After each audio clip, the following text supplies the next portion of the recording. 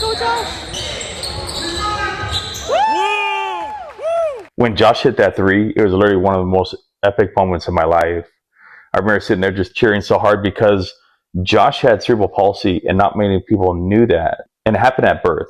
It was a long labor. The umbilical cord was kinked. And so every time there was a contraction, it cut the blood flow and oxygen to his brain.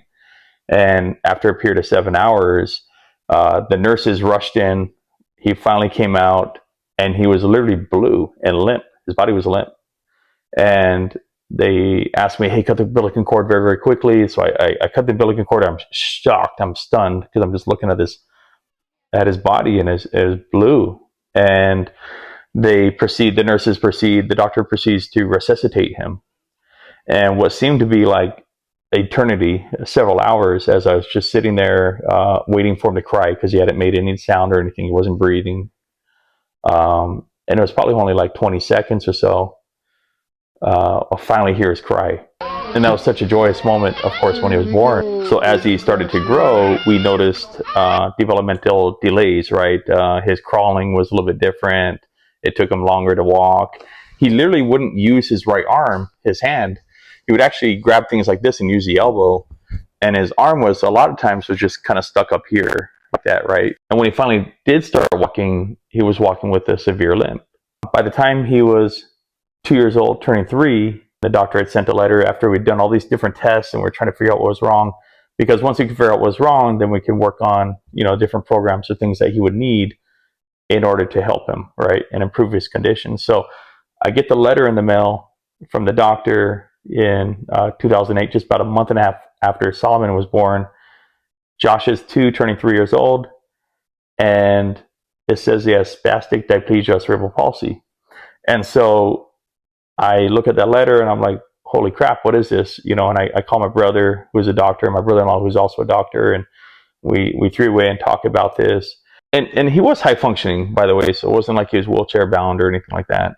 Now that weekend that I find out that he has cerebral palsy is the same weekend that his mom moves out. And we decided to get divorced. I'd asked for the divorce because we were only married for a short period of time, but the biggest issue I had was she never wanted kids. And I wanted kids. Like even when Josh was literally only a couple of days old, she was asking if we could send him off to live in Fiji with her parents. She just had no interest in raising kids.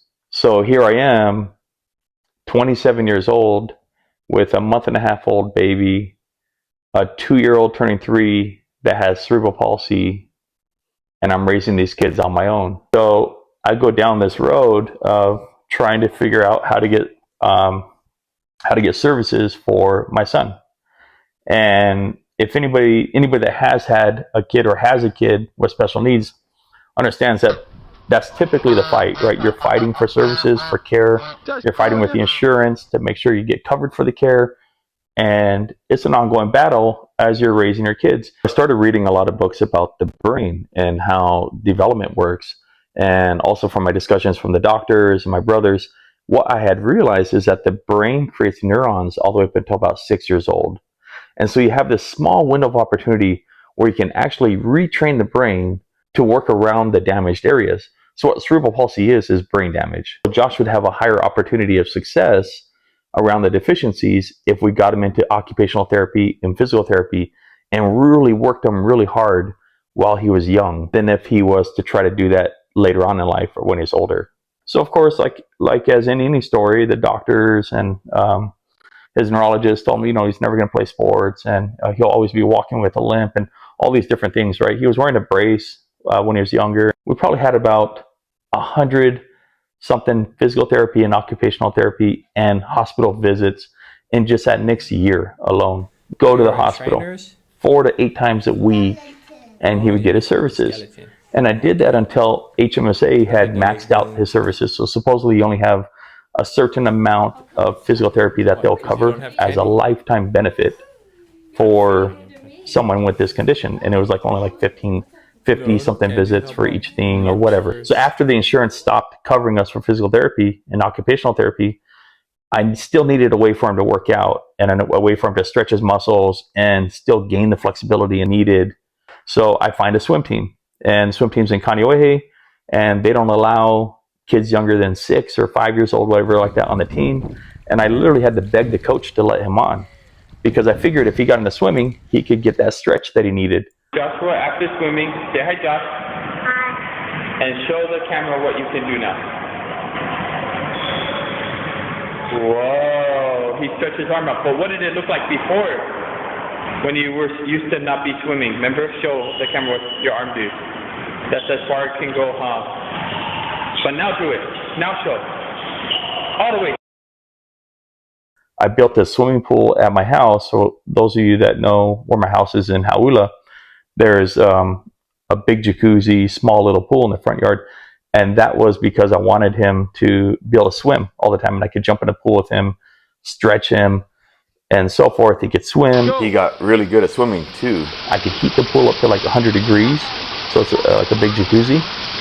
And that would also help relax the muscles, release the tension, and he'd get more flexibility. One thing that was cool was Shriners opened up their new surgery center in Honolulu, and Josh was the first patient to get surgery on his arm, which helped him open up his arm all the way. Same thing we did on his leg. And so after a few surgeries and lots of services, lots of occupational therapy and so forth, he didn't have to wear his brace anymore by the time he was in first grade.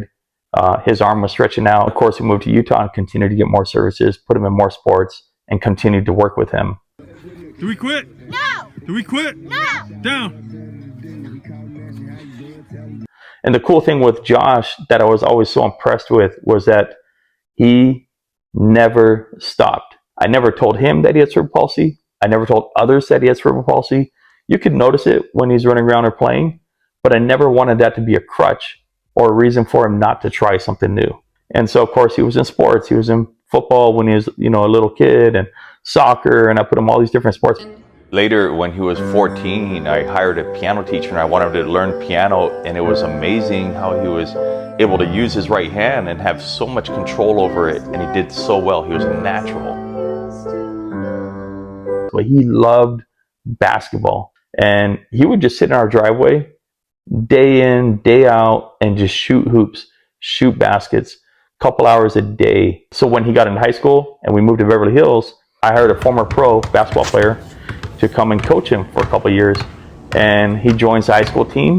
And so watching him play high school basketball in California, dropping a 3 in the middle of the game, was the reward of all those years of him never quitting, always pushing, and going against everything, including the doctor saying that he would never be able to play sports.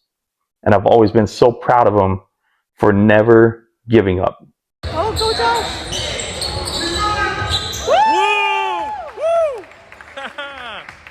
Good job, big boy.